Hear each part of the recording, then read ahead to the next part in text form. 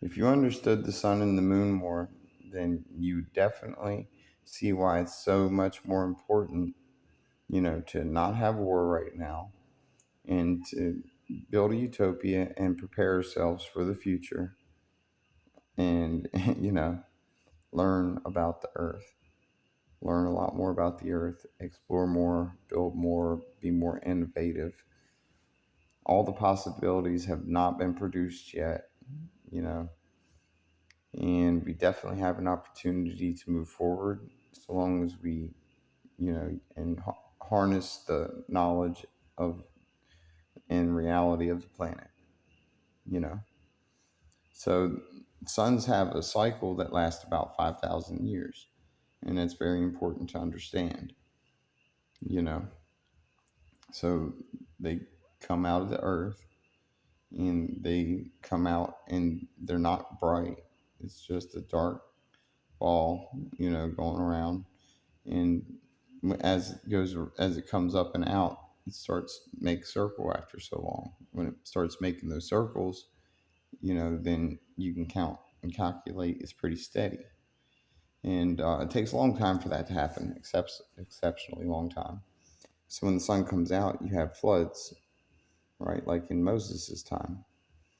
And then when the sun starts balancing out, you know, then like Abraham's time, and you have, a longer year, a much longer year, you know. So, and then when the sun ignites, right, then that year speeds up, you know. And then when that sun um, reaches as far as it's going to go outwards, right, and it it reaches the top of the firmament, and then it starts to come back, you know. So when the sun starts to come back, the days become longer and the years get shorter until the days become a couple hours longer and the year becomes um, multiple days shorter, you know.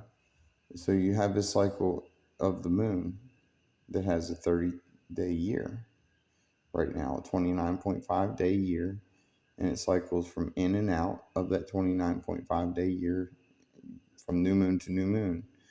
Now, consider that the only light in the sky. Consider that you live down in Antarctica and you couldn't see our sun because our suns are the centrifugal point of the North Pole, right? And the moon has its own centrifugal point that it travels around, right?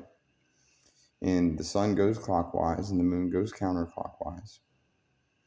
Now, with these two bodies independently working, the moon being older, before the sun was around, the moon lost its potential when the fire went out and it got down below that elevated height that had it lit. What happened was um, the days got, you know, uh, the days got longer and the year got really short, so that brought on the dark ages, right? The dark ages brought on the ice ages. And the ice ages created a scientific reality that you'll find out about in the future. It's called a superconductive event. Paramagnetic creation of material is due to the electricity from everything being collected into the earth. All of the different types of electricity we express and the earth receives from the sun collects and it becomes diversified. And a certain portion of that energy gets collected inside a material inside the earth and it becomes paramagnetic. That means that it repels from a magnet and it'll never stick to that magnet. And that's what we have with the sun and the moon. There was both the same type of entity.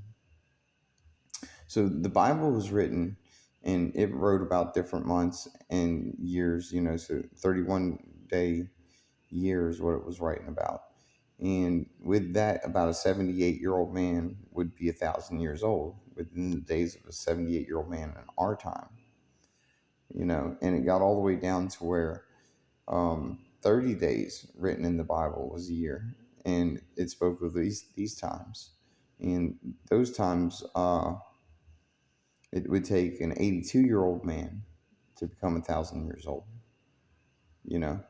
And the reason why the biblical ages were that high was because the only light in the sky was the moon.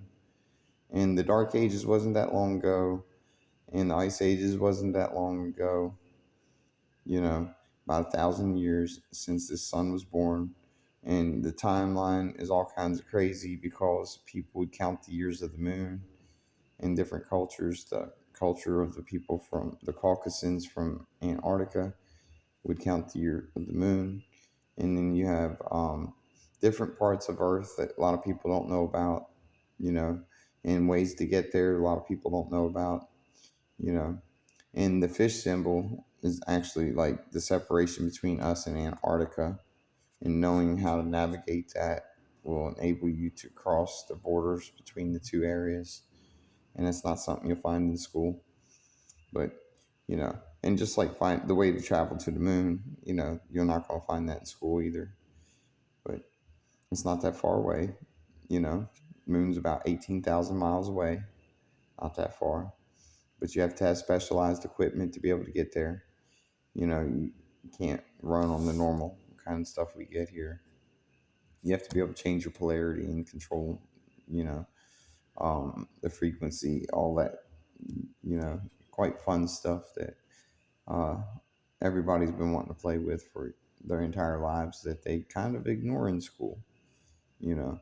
So the type of electricity and metallurgy like events that create aluminum, because aluminum's not your standard metal.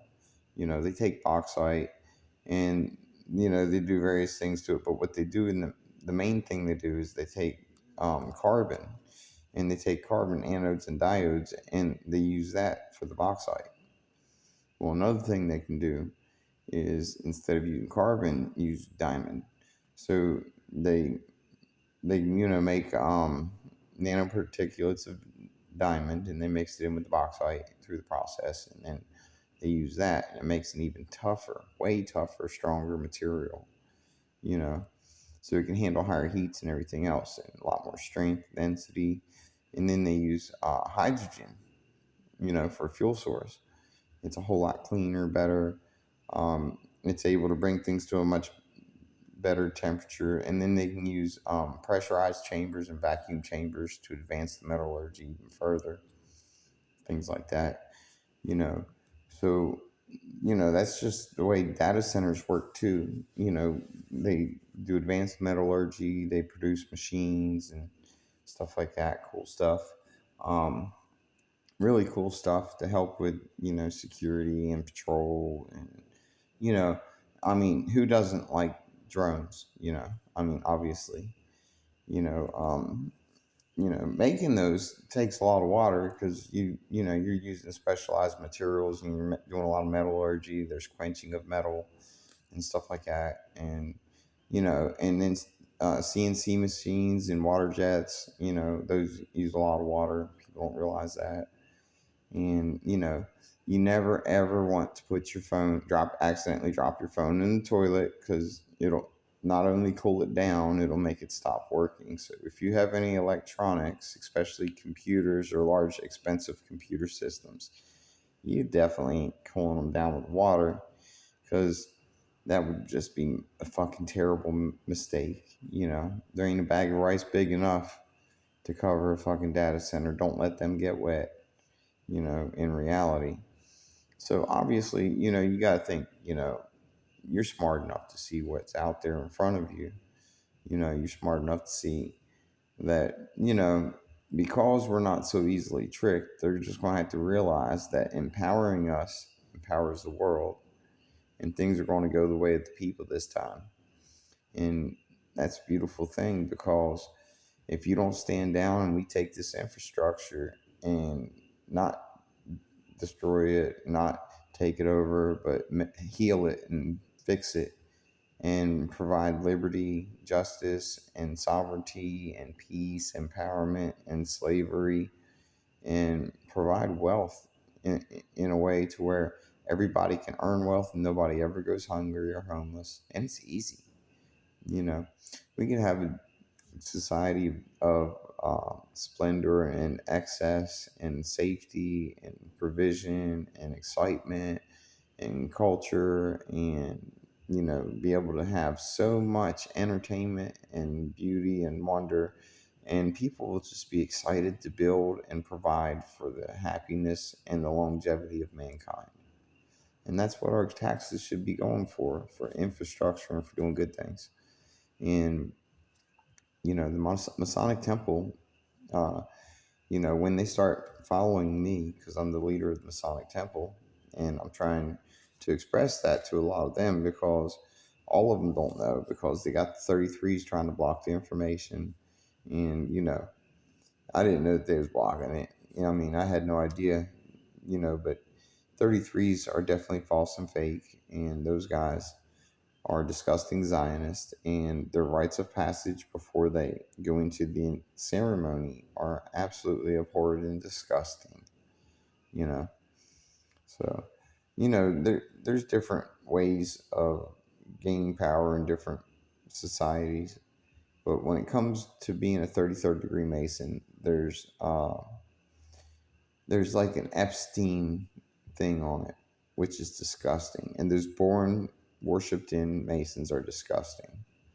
You know, the real prophecy is aligned with numerology and astrology. There's no worship to it, because I'm the divine leader and master of the Masonic Temple, and my name given me by the Masonic Temple is Apollyon.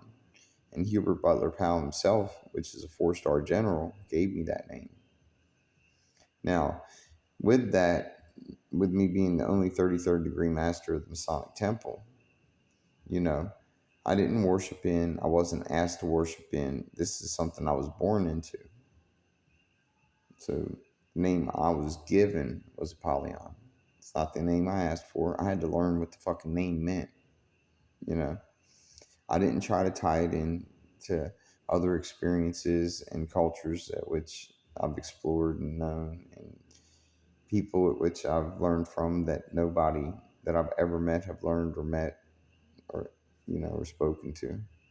So I know more cultures than some people, and I've definitely experienced and been around plenty of billionaires and different cultures, and I hold everybody responsible for you know for the way they conduct themselves, you know, and everybody's pretty open and honest with me, and I always open and honest with everybody else.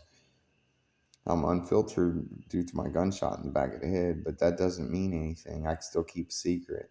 It's just that there's not a whole lot of secrets to keep in this world.